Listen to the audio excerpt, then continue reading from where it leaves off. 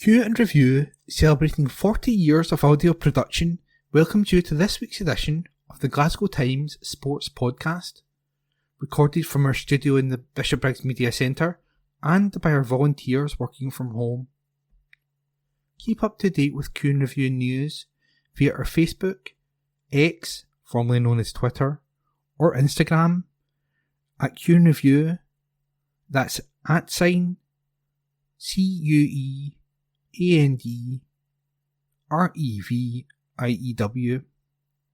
or get in touch with us directly by emailing information@qandreview.com.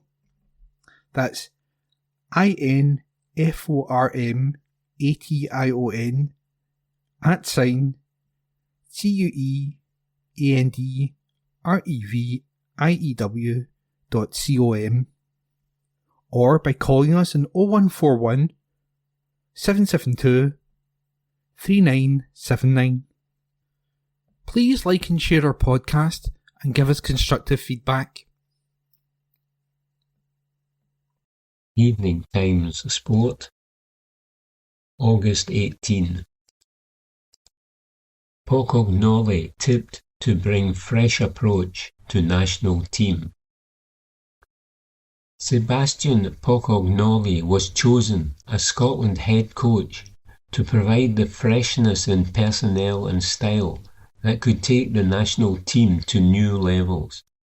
SFA Chief Executive Ian Maxwell described him as one of Europe's most sought-after young coaches as he introduced the 39-year-old to the media. The Belgian arrives with a track record of leading Union Saint-Gilloise to their first Belgian title in 90 years, and Monaco into the Champions League knockout phase, where they nearly knocked out Paris Saint-Germain in his 2 years as a head coach. And he was earmarked as the man to lead Scotland into new territory after Steve Clarke stepped down after qualifying for 3 major tournaments but missing out on a first foray into the knockout stages. Said Maxwell, he was aware of the fact that we have qualified consistently for tournaments over recent years, and that the ambition is to go a step beyond that. We were all disappointed not to get out of the group stages in the World Cup, and we now have an opportunity to review that. There's a bit of a squad transition that will naturally happen, given the age of some of the players, whether that's ahead of the Euros in 2028 or looking further forward to the World Cup in 2030. So there's a bit of work to be done in terms of the squad, but we just think that freshness, that different voice. Steve was a manager here for 7 years, which is a long time in football, and a change is going to bring a freshness to the squad and a new enthusiasm.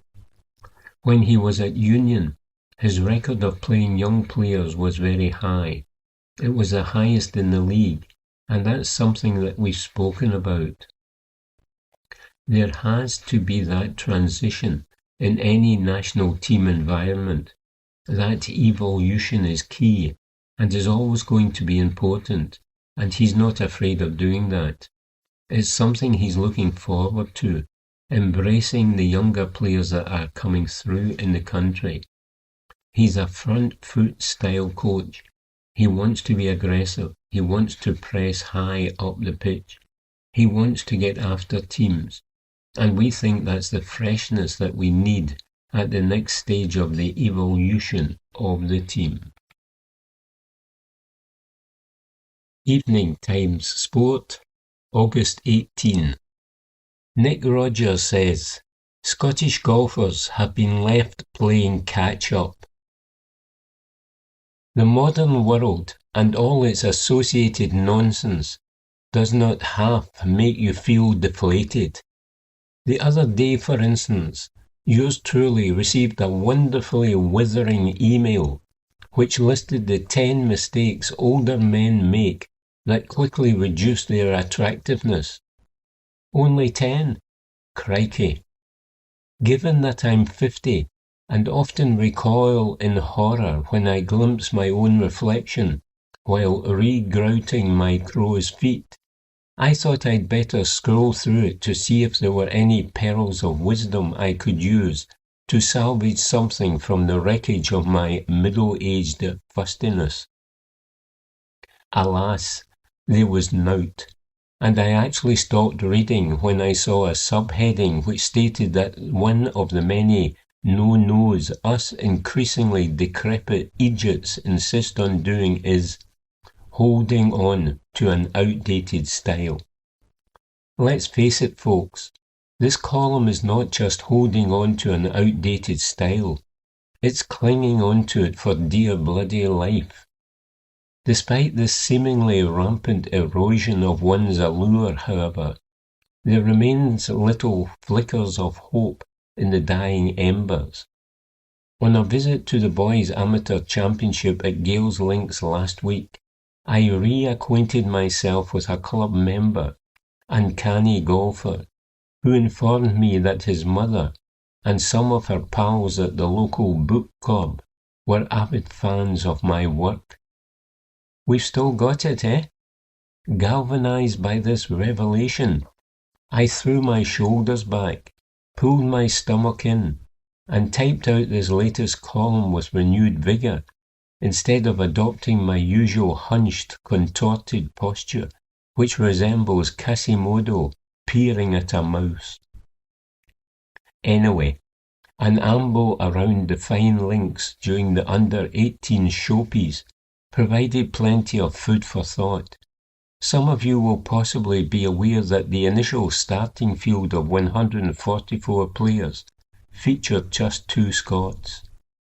In the end, it was the 16-year-old Oliver Eli Bornson who struck an historic blow for Icelandic golf as he beat Sweden's Ludwig Libera at the 37th hole of an intriguing final.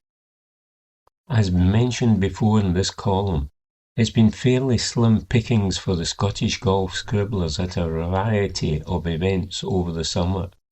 We had only 2 home hopefuls at the Open, 2 at the Women's Scottish Open, and none in the AIG Women's Open. In relatively fallow times, I am always reminded of the sage words of my dear colleague, Douglas Lowe, the late, much-missed former golf correspondent of the Herald, as he raked over the debris of a futile weekend covering the humdrum exploits of the Scots at a tournament many years ago. "These buggers are playing us out of a job," he grumbled, while reaching for the soothing remedy of a large dark rum and Diet Coke. In this truly global game, of course, every country is progressing at every level. Remember when Colin Montgomerie was asked for his thoughts on Scotland playing Paraguay in the 1993 Dunhill Cup at St Andrews? "If we get beaten them, we might as well pack our bags and go home," declared Monty with a dismissive snort. The result? That's right, Scotland lost 2-1. Since then, the strength in depth across the golfing board has become deeper than the Mariana Trench. Is Scotland lagging behind? Well, we're certainly not setting the pace, are we? The Swedes, who have always been held up as an exemplar in structured, well-funded golfing development, had 13 players competing in the boys' amateur. Germany, France, Spain, Switzerland, Italy, the Netherlands, and the Czech Republic, winners of the European Boys Team Championship the other year, arrived in droves too. The Estonians are making good strides in the amateur game as well.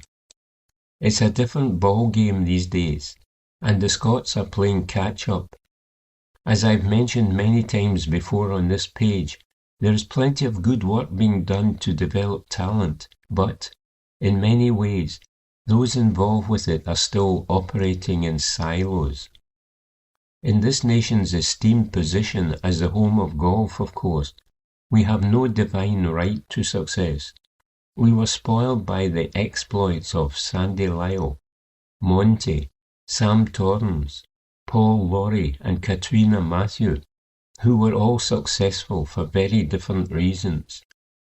There is certainly no one-size-fits-all model, or an E equals Mach 2 formula for success in this very individual game. As for performance strategies, funding, pathways, and the amateur to pro transition, well, folk have debated, argued, and scratched their heads over those areas and topics for ages, and will no doubt continue to do so. This conveyor belt of talent, conversation, is not just reserved for us crotchety Scots, mind you. Ireland's two leading players on the World Amateur Golf Rankings, for instance, are in their 30s. On the professional stage, meanwhile, there is no full-time Irish representation on the DP World Tour. Rory McIlroy, Shane Lowry, and Tom McKibben dip into the European scene now and then.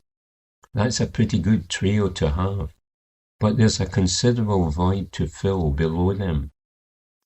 Back here in the game's cradle, we can at least take heart from encouraging figures at the grassroots. The other year, the number of junior boys joining a club rocketed by over 28%. Figures for girls, meanwhile, rose by a more modest 2.9%, but it was still a rise. As long as young uns are coming into the game, then there's always hope for a flourishing future. Now, excuse me, I'm off to find yet another way to reduce my attractiveness, says Nick Roger. Evening Times Sport, August 18. Maxwell confirms SFA stance on Infantino. Report by Mark Henry. Ian Maxwell has confirmed that the Scottish Football Association will not vote for the re-election of Gianni Infantino as FIFA president. The Scottish FA had not joined the rest of the home nations in publicly withdrawing support for the Swiss administrator, and that had opened them to criticism and questions regarding their standing.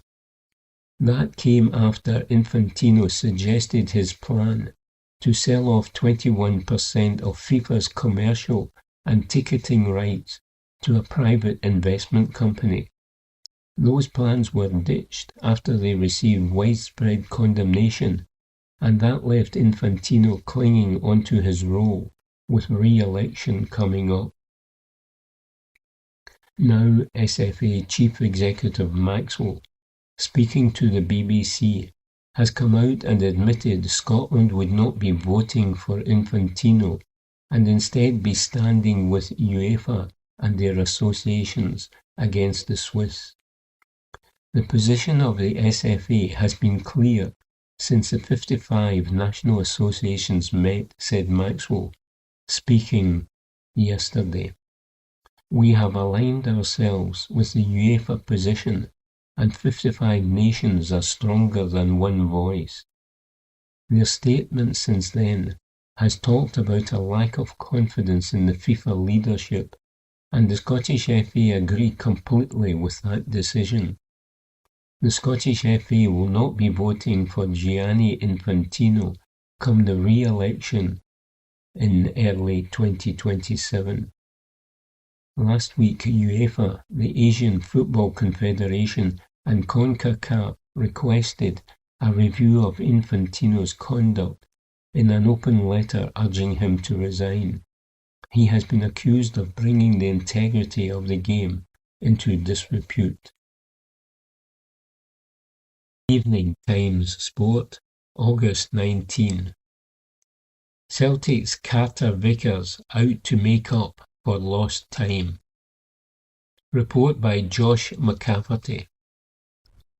Central defender Cameron Carter Vickers has pledged his long-term future to Celtic after a lengthy injury absence. The American spent 9 months on the sidelines with an Achilles issue and only returned at the start of this season. Carter Vickers has completed 90 minutes in each of Celtic's first 3 competitive matches, reinstating himself to the back line. "I'm very happy here," Carter Vickers said, when asked about his future ahead of Celtic's Champions League playoff first leg against LASK. "To be honest, being out for so long last year did kind of make me miss it, and probably gave me a little bit more extra motivation for coming into this season. So yes, I'm happy and just looking forward to this season." While Carter Vickers has not missed a minute of action so far this term, the 28-year-old, by his own admission, is not yet fully up to speed. "Having been out for so long, I probably don't quite feel physically at 100%, he stated.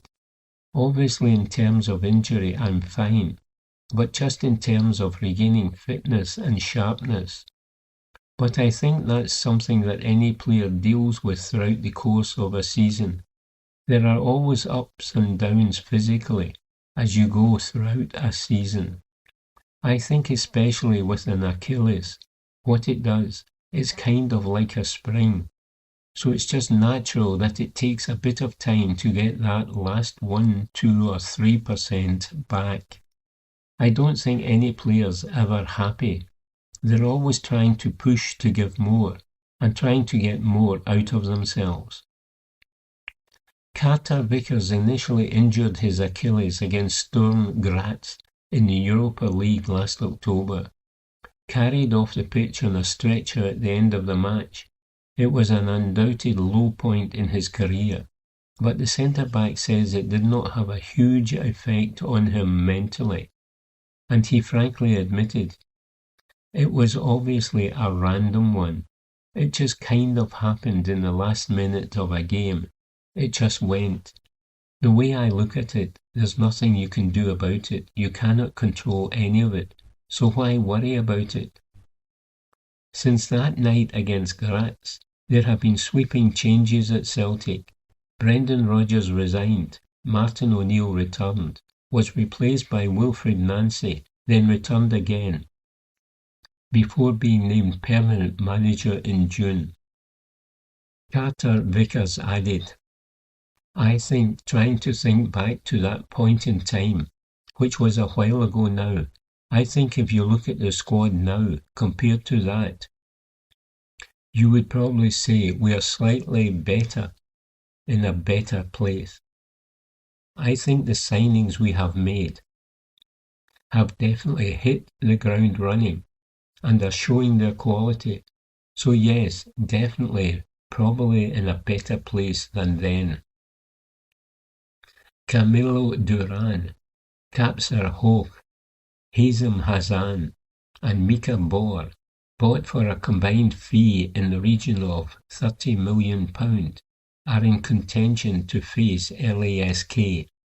The Austrian double winners are a step up in quality from Kairat Almaty, who knocked Celtic out of the Champions League playoffs last summer.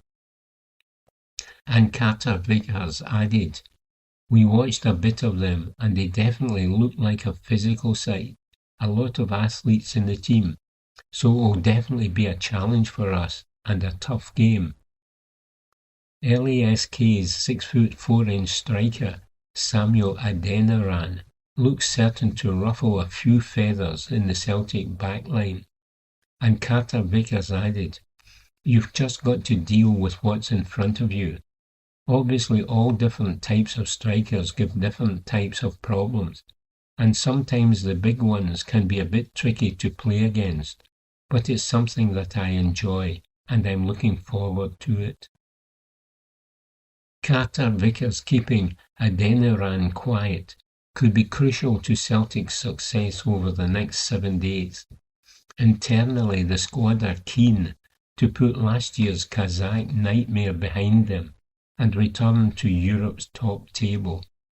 and Carter Vickers concluded, "I think as a player, as a team, you want to compete against the best teams, the best players in the world, and the Champions League gives you an opportunity to do that. Obviously, within the squad now, there are players that have played in it before and players that have not. But I think for all of us, we want to be there again and just have the chance really to show what you can do against the best. Any chance you do get to compete and see where you match up against the best teams in the world is where you want to be." Report by John McCafferty. Evening Times Sport, August 19. Nick Rodger reports on men on a mission as Great Britain and Ireland's golfers look for Walker Cup win. A fierce competitor, a prodigious talent. It sounds just like the qualities demonstrated by the sports editor during the cut and thrust of the Herald and Evening Times summer Stableford. They are, in fact, the attributes that Dean Robertson, the captain of the Great Britain and Ireland Walker Cup team, sees in 2 Scottish recruits to his 10-man side for next month's transatlantic tussle with the USA at La Hinge. California-based Niall Shields Donegan will be making his second appearance in the contest, having qualified automatically, while Conor Graham was one of Robertson's picks. At just 19, the Blairgowrie lad will be making his third Walker Cup appearance. For Robertson, meanwhile, it's a second crack at the captaincy. Indeed, the opportunity to avenge a 17-9 defeat to the United States at Cyprus Point 12 months ago has hurtled towards him so quickly it should be accompanied by a shout of "4". The Walker Cup will revert back to its traditional biennial scheduling after September's match. It has been moved to even-numbered years to avoid a clash with the World Amateur Team Championship, and Robertson is keen to end his tenure as skipper with victory. Great Britain and Ireland could do with one too. Their last win was at Lytham in 2015, and the United States have won 5 on the spin since then. Robertson, a Walker Cup player himself back in 1993, is hoping Shields at Donegan and Graham can be key weapons in his armoury as Great Britain and Ireland host a visiting side spearheaded by the world amateur number 1, Preston Stout. Niall is incredibly dedicated. He's a fierce competitor, said Robertson, who has drafted in the 2014 European Ryder Cup captain Paul McGinley to help rally the Great Britain and Ireland troops. Niall is not fazed at all with any situation or any environment, and he proved that last year at the Olympic Club when he reached the semi-finals of the United States Amateur. He's going to bring growing experience. Conor is a prodigious talent, an absolutely prodigious talent. The one upside for Conor is his ability to just let a bad situation pass and not let that transfer over. To be a 3-time Walker Cupper at 19, I don't know if that's the first time that's happened.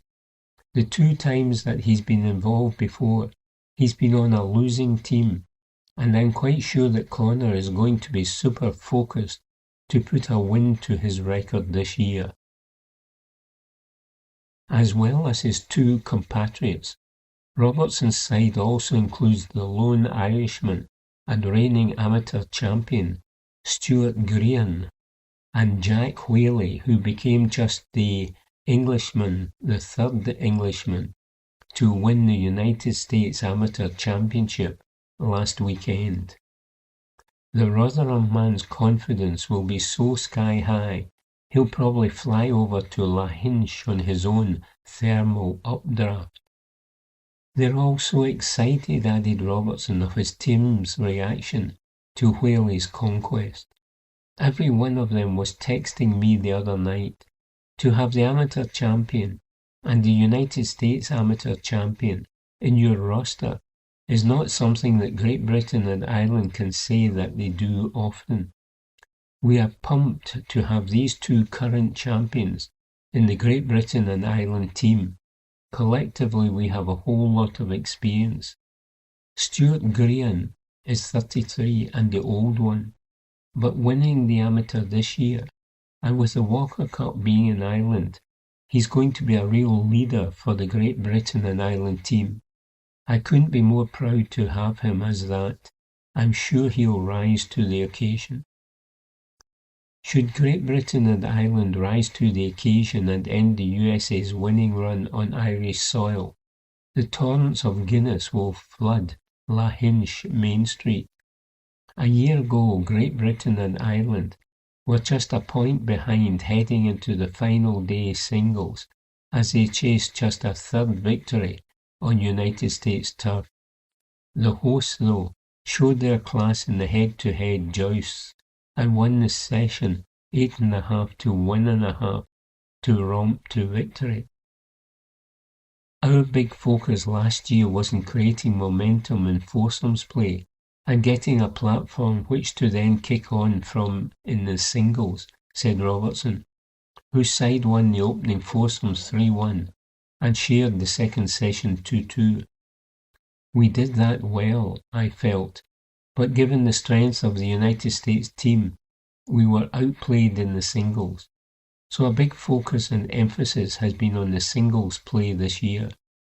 We had a training camp in early June.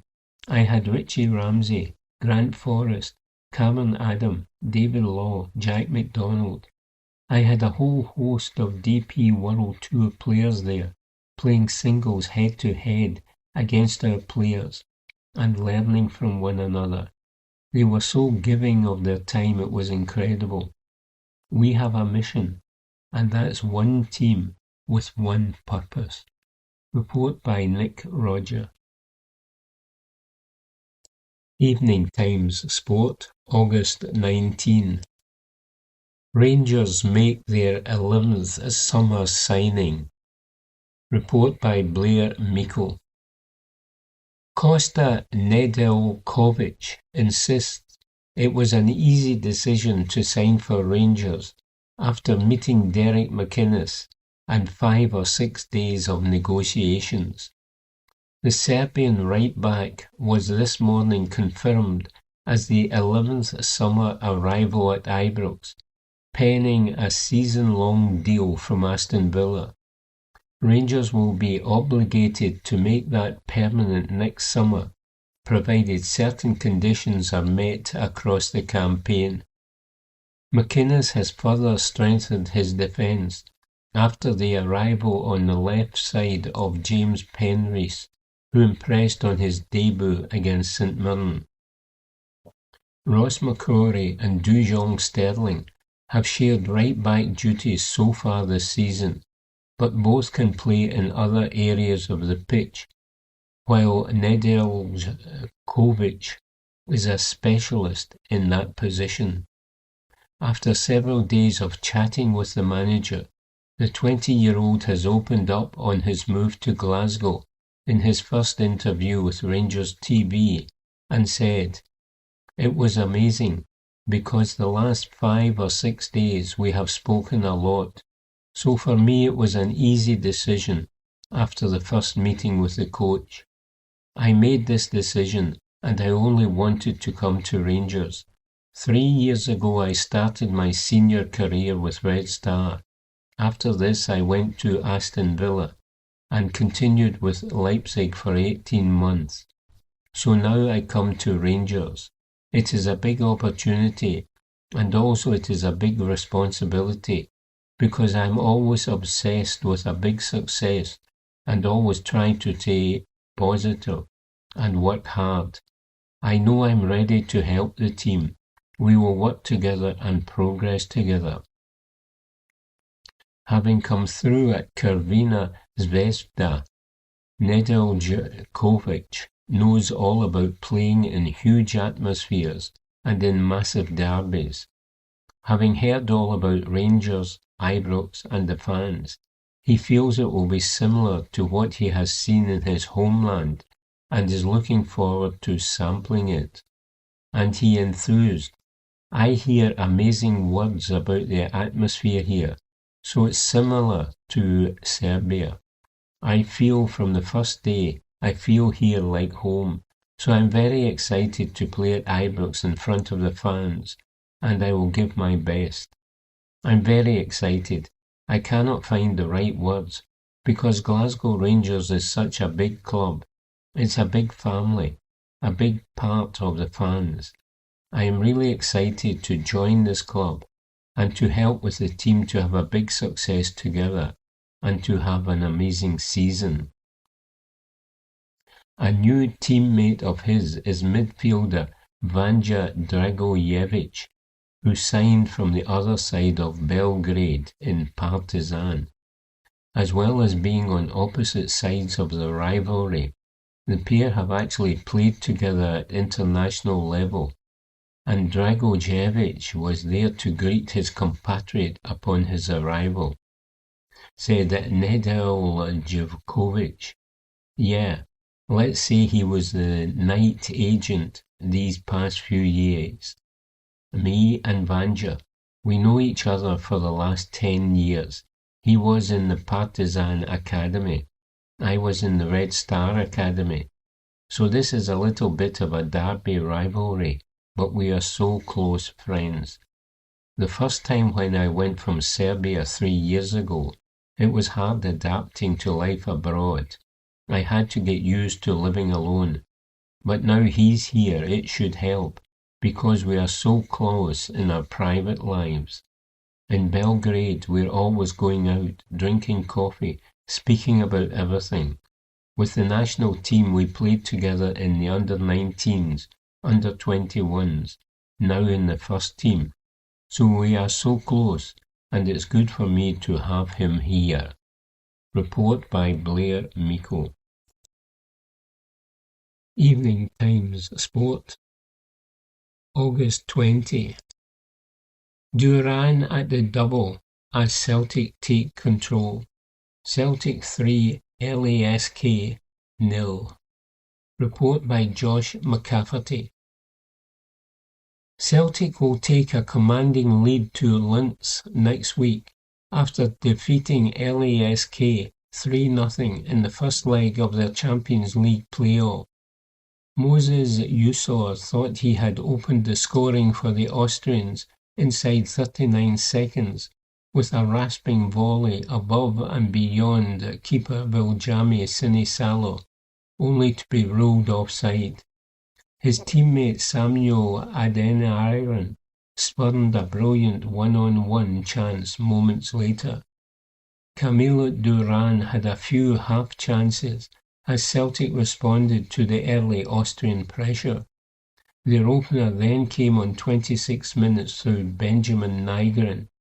His phenomenal strike from the edge of the box preceded an equally stunning Duran effort shortly before the break. The Colombian had his finest Celtic performance yet and scored his second of the evening to make it 3-0 just after the hour. On a night of exceptional goals, it topped the lot. LASK had chances late on, but Martin O'Neill's side defended adequately and deserved their 3-goal triumph. Here are the key talking points from Celtic Park.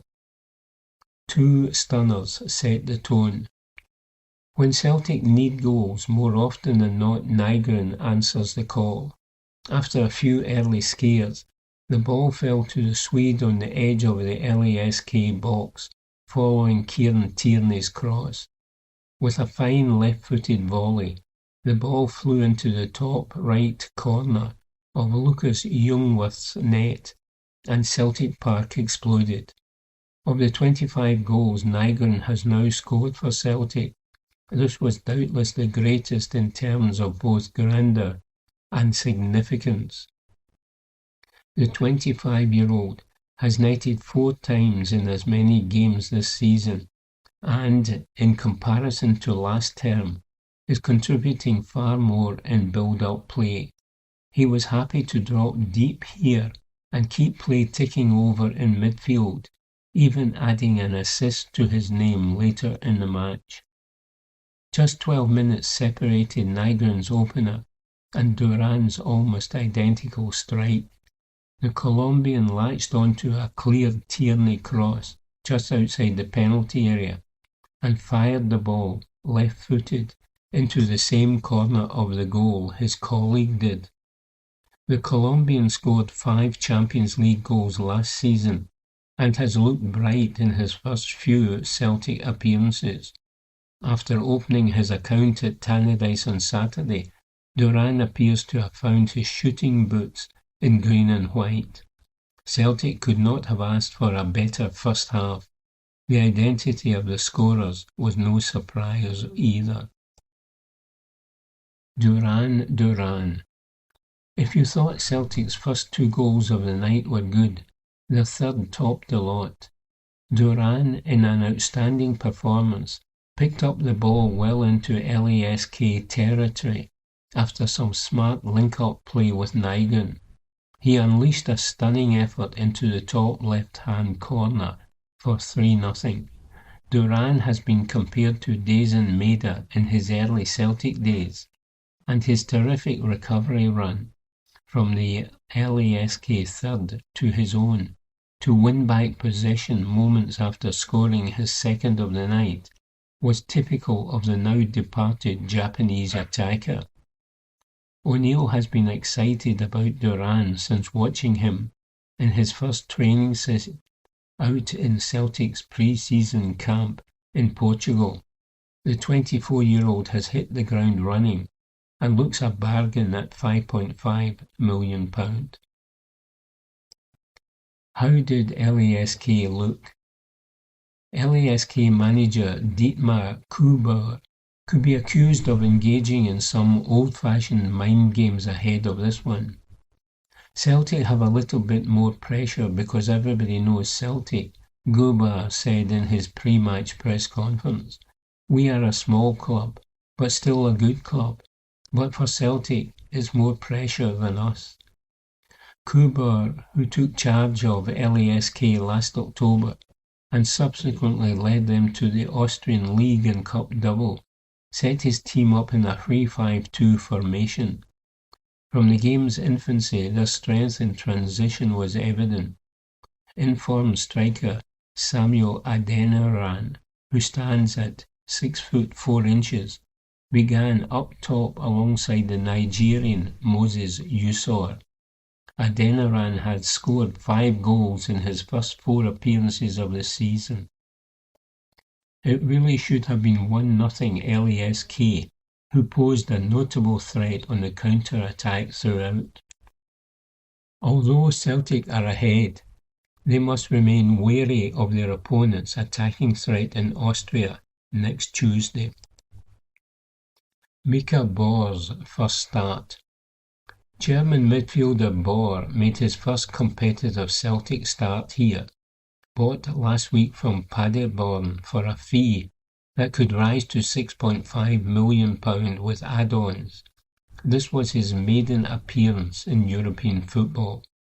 Bor began alongside Callum McGregor and Nygren in an engine room recently affected by Arne Engel's £22 million departure to West Ham. In terms of profile, Celtic have yet to replace the Belgian, who regularly stood out both in the Champions League and Europa League. Although by O'Neill's admission an entirely different player, Bor performed well. He remained equally accurate and progressive with his passing. The 22-year-old was given licence to roam around the pitch, regularly popping up in the right and left half spaces. There is still much more to come from him, and this was an encouraging start to a Celtic career he hopes will bear considerable fruit. Celtic take crucial lead to Austria. Yes, it's only half-time in the tie, but this was a crucial victory for Celtic. Ideally, it would be lovely, O'Neill said on Tuesday when asked how crucial it is for his side to take a lead to Linz. Last year, Celtic travelled to Almaty, needed to win it after a goalless draw in the first leg here. We all know what transpired in Kazakhstan. A year on, though, and under their veteran manager, Celtic have shown plenty of character. Capable of absorbing pressure when required, they performed admirably on their travels in Europe last season, beating Stuttgart 0-1, Feyenoord 1-3, and drawing with Bologna 2-2. They can take great heart from their display here. No one doubts this iteration of Celtic's ability to score goals, and they did that in abundance in the first leg. O'Neill's charges combined well in the final third, and for the most part answered the defensive questions asked of them. Replicate this performance next Tuesday, and a return to the promised land awaits, says Josh McCafferty. Evening Times Sport, August 20. Inside track on Rangers' latest signing. Report by Joshua Barry. Rangers' 11th signing of the summer looks to solve a question that has been hanging over the club's summer recruitment to-do list. How do you replace a player like James Tavernier? Kosta Nedeljkovic, the 20-year-old Serbian, who has joined from Aston Villa on loan with an obligation to buy, is a player club sources suggest has been tracked for some time, with formal contact stretching back to March. Although the Ibrox outfit now have 3 players regarded first and foremost as right-backs, both Dujon Sterling and Ross McCrory can cover across the back 4, primarily at centre-back. Speaking at his press conference yesterday, ahead of tonight's Conference League playoff first leg against Jablonec of the Czech Republic, manager Derek McInnes only referenced Sterling and Nedeljkovic when discussing the right-back slot, adding that the club were not looking to prioritise another addition in defence. It does, at face value, ask a question of where McCrory's minutes will arrive just weeks after he moved back to Ibrox.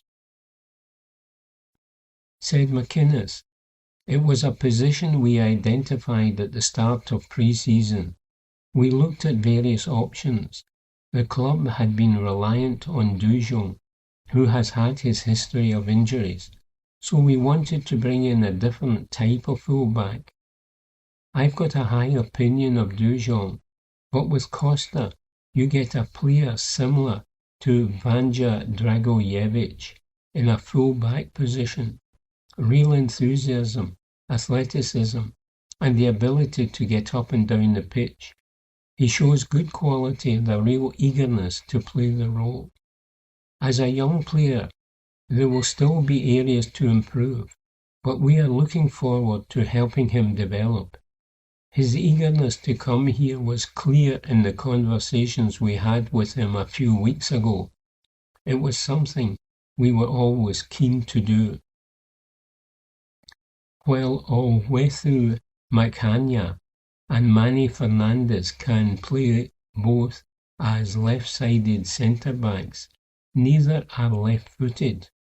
The attempts to sign Sankun Diawara, who ultimately joined AC Milan this summer, that preceded Makhanya's move from Philadelphia Union, suggests one missing profile from the current defensive options available to McInnes. However, Rangers want to move on John Souttar and find additions at the top end of the park before targeting another addition in defence. Still, only 2 of their 11 summer signings have come in the final third, and as their manager has been keen to stress in recent weeks, that balance needs correcting. Nedeljkovic joins James Penrith in beefing up options at fullback and should help as much going forward as he does when defending his own goal. Reported interest in Club Brugge right-back Hugo Sique never materialised, in part because the Belgians were already prepared to lose another fullback. Regardless, as talks accelerated with Nedeljkovic in recent weeks, it became clear to all parties that this move was the one to prioritise. The defender said, "Yes, it was amazing, because the last 5-6 days we spoke a lot. So for me it was an easy decision after the first meeting with the coach.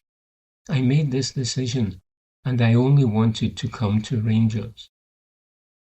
One of the other potential options for the Serbian was across the city, with Celtic also tracking the fullback closely in the event that Alistair Johnston moved to Everton this month. However, an injury that will rule him out until after the transfer window closes has kept the Canadian in Glasgow. Talks with his countryman Dragovic in recent days also helped Nedeljkovic to decide this was the right move for him after such a difficult year. Like the former Partizan Belgrade captain who scored an outstanding volley during Sunday's 5-1 win over St Mirren, Rangers believe Nedeljkovic boasts the technical ability and temperament to translate his experience of Serbian football to Ibrox. Close friends from their days in the Serbian youth and junior and senior setups, the pair can now enjoy being on the same side of a fierce derby after previously turning out for Red Star Belgrade and Partizan. Nedeljkovic is a final third player, in a way Sterling and McCrory are not. There is a familiar degree of risk associated with this deal.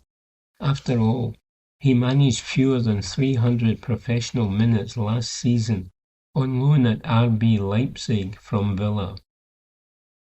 However, it is understood that Leipzig had a £10 million purchase obligation if the Serbian played more than 10 matches, having spent the second half of the 24-25 campaign in Leipzig.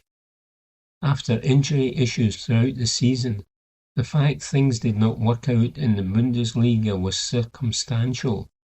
During his first 6 months at the Red Bull Arena in early 2025, he was a regular, earning a move back to Germany.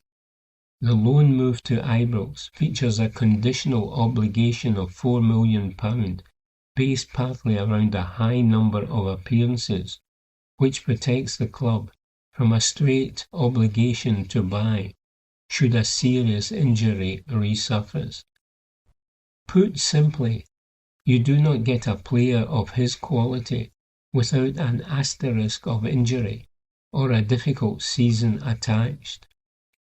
Rangers are not shopping in the same market as RB Leipzig or Villa, who paid £8 million for the player when he was an 18-year-old, establishing himself at Red Star Belgrade, and had already made his debut for Serbia against Spain. Plus, we are not talking about seasons upon seasons of issues for a player who will not celebrate his 21st birthday until December. As Yusuf Chermiti's recent ACL injury shows, luck is inseparable from the early years of a football career. Already capped 11 times, the fullback is a player who has been tracked as part of the succession planning to replace Tavernier, with Danny Rowe's Red Bull links seeing the former head coach receive positive feedback on the player. Leipzig sporting director Marcel Schäfer explained his side's move for the fullback in 2025 by saying, "Costa is the prototype of a fullback who works the right flank with a high work rate, pace, attacking intent, and a top mentality. He is strong in duels, good at winning the ball back, and has an excellent understanding of the game. Costa has a lot of potential, and with us he will get the opportunity to unlock it."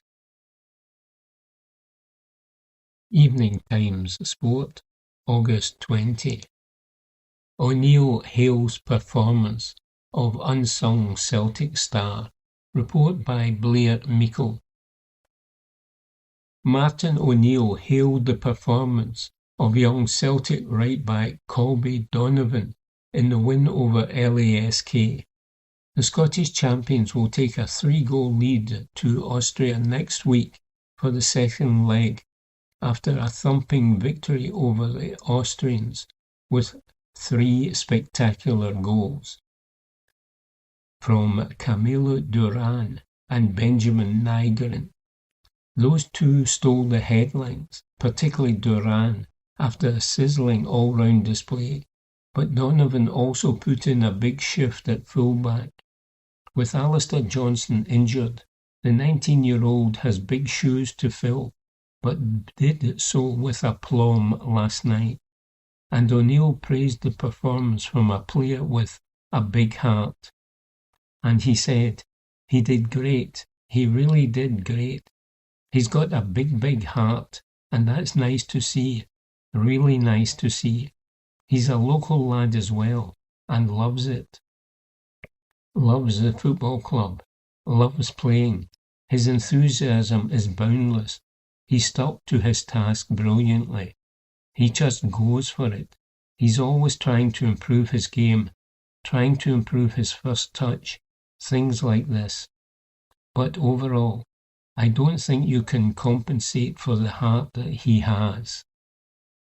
Meanwhile, Callum McGregor, the Celtic captain, has stated that they're only halfway there in their mission to reach the Champions League.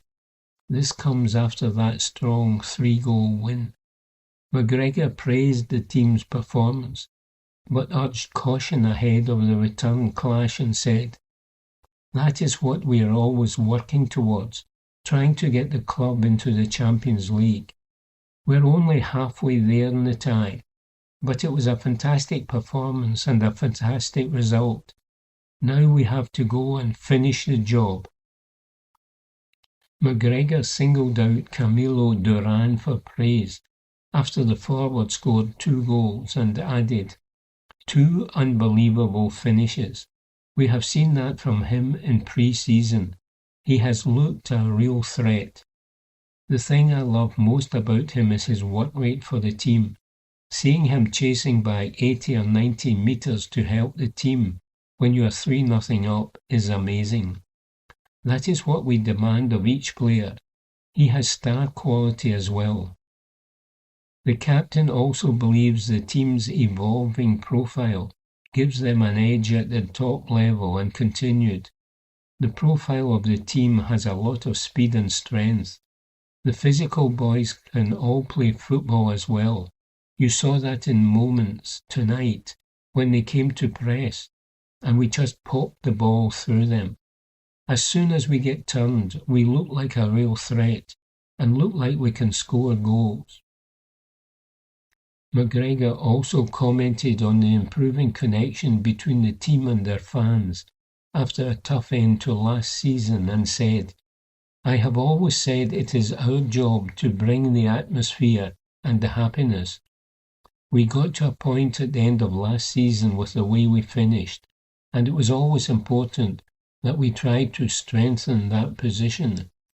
It looks like we have done that."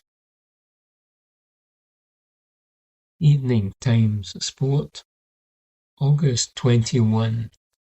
Duran lapping up crazy Parkhead atmosphere. Report by Josh McCafferty.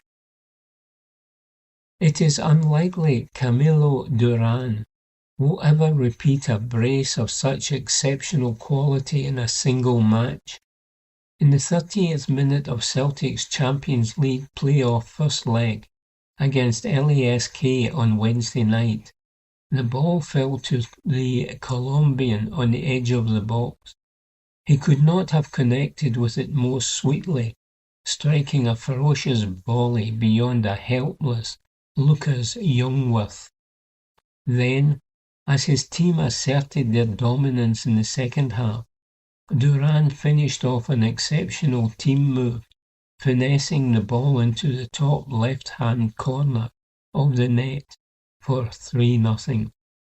Celtic take an assertive lead to Lynx next week, but Duran knows the tie is far from over and said, "There are 90 minutes left. We have not won or achieved anything yet. I'm just happy for the work the team has done. Now we need to rest and continue working with humility. I know that the next game is waiting for us. We have to do our best over there, the same as we did on Wednesday night. With God's help, we'll get through this phase, which is what we obviously all want." Duran scored 5 Champions League goals for Qarabağ last season. Celtic signed him from the Azerbaijani club for £5.5 million earlier this summer, and he has hit the ground running. Manager Martin O'Neill described aspects of Duran's performance against LASK as world-class, and scoring goals like those ones in this stadium, with all the people, with the place absolutely full, is so crazy, the forward added. I hope to keep scoring many more.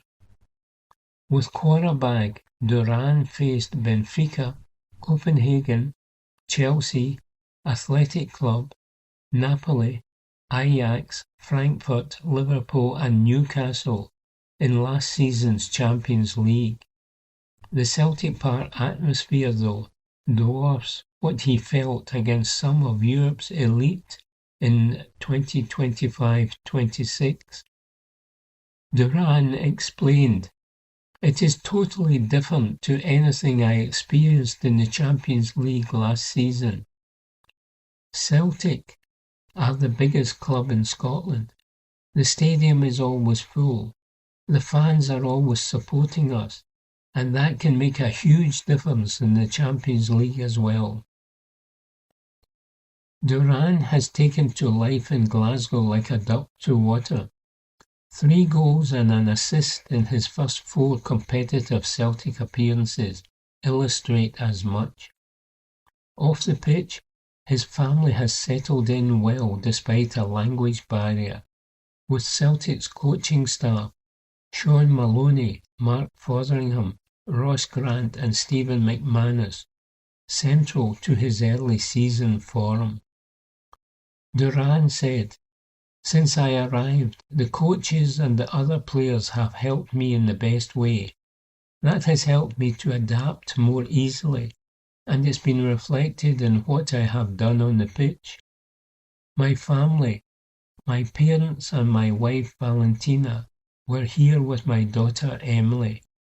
I just want to go up and give them a hug now. It has been a truly incredible night. My family is already happy here in Glasgow. If they're happy, I'm happy. That's why I'm so happy on the pitch right now."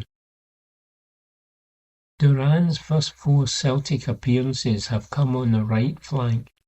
Although he's naturally a centre-forward, the 24-year-old will do whatever is required to help his teammates. And he said, "I'm happy. Everyone knows that I'm a striker, but I'm always going to be willing to play where the coach and the team need me. I'll always give my best." That mentality is precisely what O'Neill wants. He was excited by Duran after seeing him train in the flesh for the first time during Celtic's pre-season trip to Portugal. Celtic first identified the attacker in April and made their move at the start of the summer transfer window. Duran's arrival, along with those of Kasper Hoch and Mika Boer, who also started against LASK, doubtless played a crucial part in how the first leg transpired. O'Neill hinted at even more signings in his post-match press conference, and Duran can't wait to see what Celtic can achieve in Europe this season.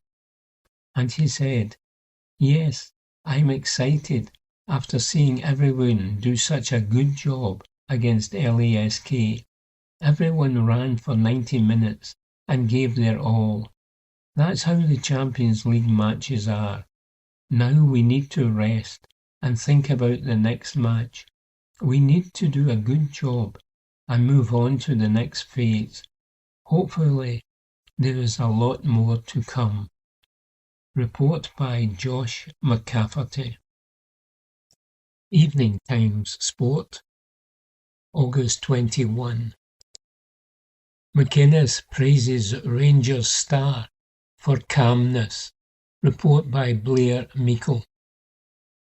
Derek McInnes has praised Owethu Makanya for the way he has adapted to Scottish football from the MLS. The centre-back moved to Rangers from Philadelphia Union and has seamlessly stepped into McInnes's backline without any fuss, immediately becoming a key player. He was part of a defence which kept a clean sheet against Jablonec last night, despite the team going down to 10 men after Cammy Devlin's red card. There has also been plenty of disruption due to injuries and new signings arriving. Asked about Makanya, McInnes said, "He's come from the MLS, a different type of football. We've seen a lot of games in the MLS and it's slow and pedestrian. What we did like about him when we watched him was his ability to go man for man, his ability to not lose a foot race. There's a calmness on the ball. It's a different type of football, obviously, in the MLS. You don't get that sort of experience here. But I do think he's dealt with everything we've asked him. I think it's right that you mention it, to be honest. I think he's come in where the team's not been at its best. He's coming from the outside in and just trying to settle in. I think there's a lot of them in that sense. Those adjustments, there's a lot of young players, a lot of players sign that we're trying to integrate and get those sort of connections. But he's done that really well. I think there's a lot more to come from him as well."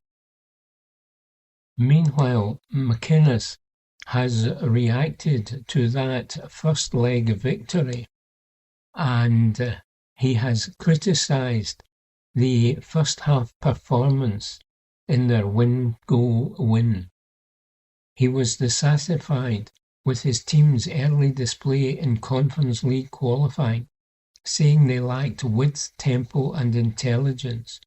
And McInnes said, "I thought we were playing in fits and starts without really having any real impetus and concerted pressure. Obviously, I thought we hit the post and had a couple of moments, but by and large, I wasn't happy with the first half performance." Despite the lacklustre start, Rangers improved after the interval, eventually finding a breakthrough. And he continued, "We spoke at half-time, tried to address one or two things, and I thought we were better second half.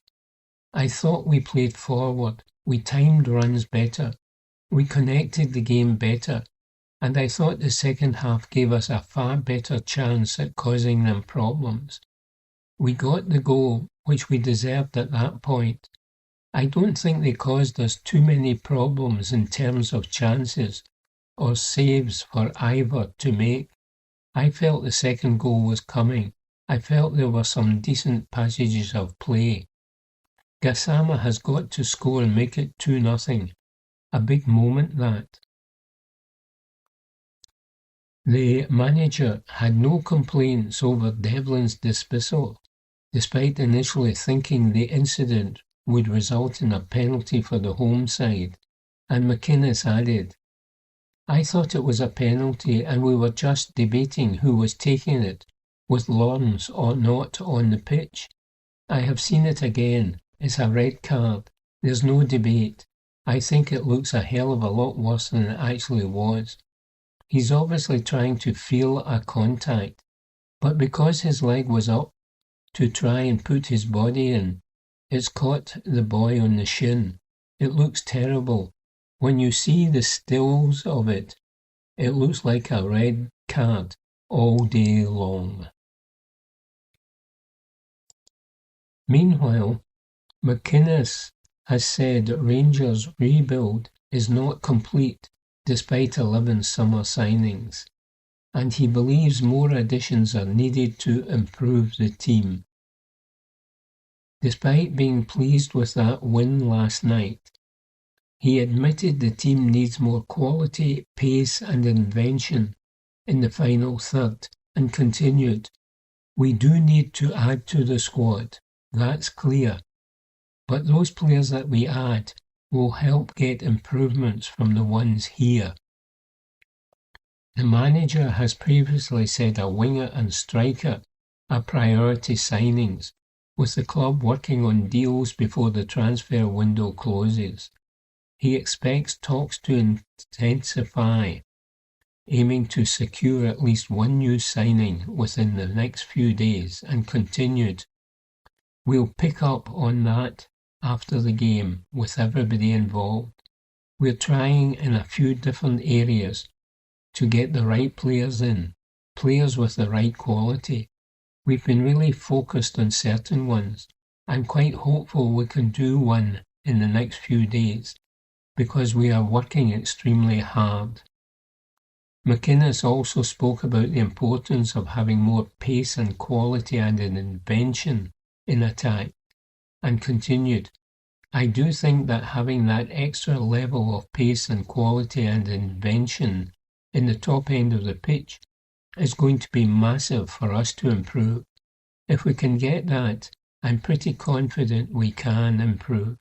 If we can keep getting improvements, we can go on." Report by Stuart Wilson. From the Glasgow Times, Sunday the 23rd of August 2026, Sport. Ex-Rangers loanee starts for club in the Premier League. An article written by Martin McMillan. Former Rangers loanee Mikey Moore has been given a major opportunity by Roberto De Zerbi at Tottenham Hotspur. The 19-year-old was chosen by De Zerbi for the match against Brentford after impressing during the 2025-26 season with the Scottish club, where he scored 7 goals and assisted 4 in 47 appearances. Despite speculation of a loan move to the Bundesliga, Moore's performance kept him in De Zerbi's plans.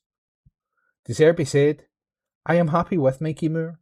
He is working well. He is a good player. He has big potential for the club." Moore also caught attention with a strong pre-season, scoring twice in Tottenham's 3-0 victory over Hoffenheim. His opportunity comes just hours before Manchester City's winger Savinho's expected £75 million transfer to North London, which would increase competition for spots in the team's attack. The article was written by Martin McMillan and read by Ian McKenna. From the Glasgow Times, Sunday the 23rd of August 2026, from the sports section. Ex-Rangers midfielder steers side to shock EPL victory, by Stuart Wilson. Former Rangers star Matt Crooks played a key part in Hull City's opening day Premier League win over Manchester United. The 32-year-old midfielder spent just one season with the Ibrox side during the 2016-17 season, then under the management of Mark Warburton. Joining on the same day as fellow Accrington Stanley player Josh Windass, the towering Englishman was touted as an exciting up-and-coming talent as Rangers returned to the Scottish Premiership after 4 years in the lower divisions. However, Crooks would only make 3 appearances in all competitions for his new side before heading out on loan to Scunthorpe United midway through the season. He would move on to Northampton Town the following summer on a permanent deal before fruitful spells at Rotherham United and Middlesbrough, respectively. In the case of the latter, he made over 100 appearances in all competitions for the English Championship side. After a single season at MLS side Real Salt Lake, he returned to England with Hull City, where he gained promotion to the Premier League via the playoffs in his second season. At the age of 32, he made his EPL debut, playing all 90 minutes as the Tigers defeated Michael Carrick's Manchester United at the MKM Stadium. That article was written by Stuart Wilson. Evening Times Sport, August 24. Cycling. Dixon survives injury scare to claim win. Lauren Dixon survived an injury scare to win the Queen of the Mountains jersey at the Lloyd's Tour of Britain and continue an impressive breakthrough season. The 26-year-old from Edinburgh had suffered a heavy crash on stage 4 and started the final stage in Royal Leamington Spa heavily bandaged, but crossed the line with the blue jersey secured. Having led the Mountains classification by 14 points heading into yesterday, Dixon only needed to cross the line to secure the jersey she had first been awarded after stage 3.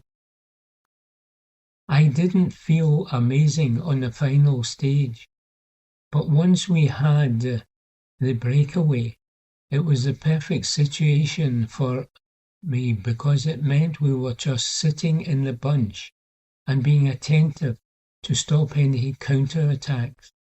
Once the counter-attacks had stopped, it was just riding to the line for me. On the final day, a 3-strong group of breakaway riders, including Alice Towers of the Great Britain cycling team, threatened the expected sprint finish as they led for 105 kilometres. But after the peloton caught them with less than 5 kilometres to go, there was no surprise when Lorena Viebs won the sprint into Royal Leamington Spa to take the record for most stage wins for men or women at the Lloyd's Tour of Britain. Her 11th stage victory at the Tour and 4th of the Tour took her clear of Mark Cavendish and proved her pedigree as one of the best sprinters in the women's peloton after taking the opening 2 stages at the Tour de France Femmes at the start of August. The Team SD Works Pro Time rider said, "Winning feels good, so I am happy to finish this week with 4 victories. The team worked hard for it. At the end I didn't have many teammates left, but they did everything they could." Kim LeCourt rode to redemption with overall victory to become the first African winner, just a year after vowing she would never return. The Mauritian rider had crashed out of the Tour last year, but crossed the line in Royal Leamington Spa with the green jersey secure to earn her first ever UCI Women's World Tour race victory. Having won stage 6 at the Tour de France Femmes, LeCourt Pinard continued that form to write a far happier ending to her pursuits on British roads. And the 30-year-old AG Insurance Soudal rider said, "Now I can finally say that I feel I have redeemed myself. I came here to finish on a high, and that's exactly what I did." Evening Times Sport, August 24. Kirsty Smith talks Rangers, Scotland return, and the SWPL. Report by Alison McConnell. There was a degree in accountancy and finance before football offered a full-time career for Kirsty Smith. As she finds herself back in the SWPL after almost a decade away, defender Smith is confident that the numbers all tally up as she looks to deliver a title to Leanne Crichton's side. Smith left Hibs for Manchester United before she had spells with West Ham and Nottingham Forest, before settling on a move to Rangers this summer. And the Scotland international believes that the league she left in 2018 bears little resemblance to the one she is playing in now. And she said, "It's exciting coming back to Scotland. It's been such a long time, and I think it is slightly different in terms of when I was in it before to now. It's just amazing to see the progress. It is hugely competitive as a league, which was not always the case. I think the league is enhanced by having so many teams who can genuinely go and compete for the title. It feels like a long time ago that I was here, and it was not professional at that point. I would just be training in the morning, training at night, and trying to fit in as much as possible. Off the pitch, there is now access to physios and sports science, and things that were pretty unimaginable for us as female players a decade ago or so. It is definitely a very different league from the one I left to the one I am in now. What has not changed is a will to win. The Scotland international is one of a number of personnel changes at Rangers this season, with her experience notable. Expected to be one of the leaders on the pitch, she will be pivotal to Rangers' title challenge as they look for the necessary steel to get them over the line. Last term's 6-0 defeat to Glasgow City on the concluding day of the SWPL season will still rankle. Rangers have not won the league since 2023, their only title triumph to date, with part of Smith's remit being to mould a team that becomes accustomed to success. And she said, "I think across the opening weeks of the campaign, there has been a lot to be excited about. We competed well in the Champions League qualifiers and were unlucky not to progress to the knockout stages. We obviously wanted to progress, but I think we have shown in glimpses what kind of team we want to be this season.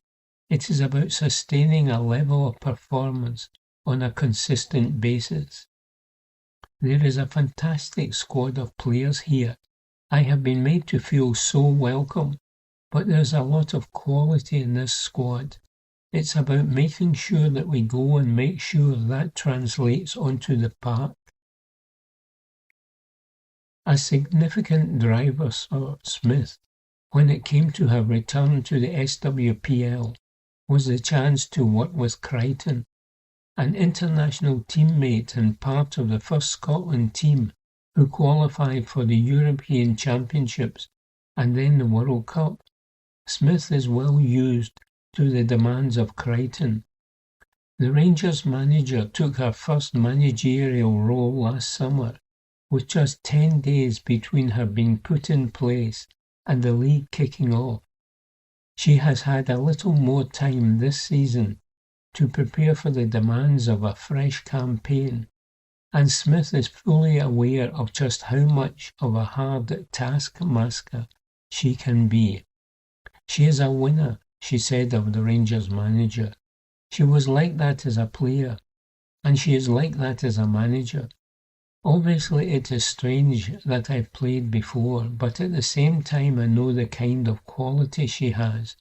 She's got that winning mentality, and it's been great to work with her so far. She knows what it is like to be a player and what goes with it, but she is fully focused on making this club successful.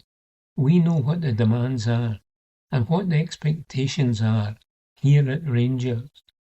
It is about making sure We can do everything we can to get there. Arsenal and Scotland midfielder Kim Little was who Smith looked up to during her formative years, while Julie Fletian was also imprinted on her mind for her achievements at the London club. Playing against Little when she went south of the border was a full circle moment for the defender, who now wants to use her own influence for a new generation. And she observed, "Things have changed so much. Growing up, it would never have occurred to me that I could play football full time. When the option came for me, I couldn't turn it down. It did change my life." Young players coming through now know it is an option, and they also have so much support around them in terms of the structure of the game and everything that goes with it. When I was at that stage, there were so few players I was aware of from Scotland who were full-time. It was just never a consideration. It is a different environment now. That's not to say there isn't still a lot you would like to do and see develop within the game, but there's so much they can go and achieve. Report by Alison McConnell. Evening Times Sport, August 24. No surprises in Ladies Premier League, reports Alison McConnell. It was not an afternoon for surprises in the SWPL, with the top half of the table all comfortably claiming fairly routine victories. Celtic's 3-0 win over Montrose looked fairly routine on paper, although Grant Scott's side had to wait until the clock was ticking before they found a breakthrough against the Lynx Park side. Celtic had hit the woodwork 3 times in an opening period, where their frustration inevitably grew before they eventually found a way through a stubborn Montrose defence.